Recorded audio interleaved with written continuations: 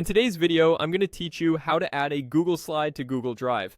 We're going to take a presentation in Google Slides and make sure it shows up exactly where you want it in Google Drive by adding a shortcut.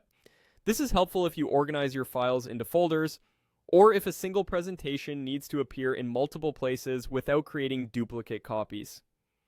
First, open Google Slides in your browser and make sure you're signed in to your Google account. On the Slides homepage, you'll see your recent presentations. You can either create a new presentation if you're starting from scratch, or simply pick one you've already worked on. For this walkthrough, select a recent presentation to open it. Once your presentation is open, look toward the top left corner of your screen. That's where the main menu lives. Click the File menu to expand your options. In that drop-down, find and select Add Shortcut to Drive. This action doesn't move or copy the file. It creates a shortcut in Drive that points to the same presentation. That means any edits you make will be reflected everywhere the file is referenced, which keeps things consistent and avoids version confusion. A small window will appear asking where you want to place the shortcut. Click Choose Where to Add, and you'll see your Drive folder structure. If you already have a dedicated folder for your project or team, navigate to it here.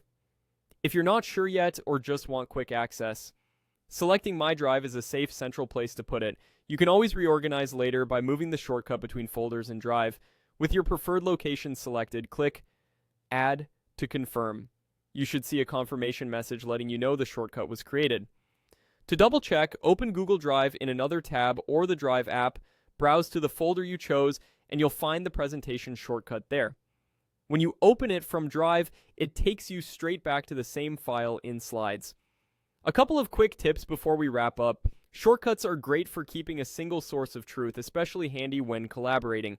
If you need teammates to find the file easily, place the shortcut in a shared folder they already use.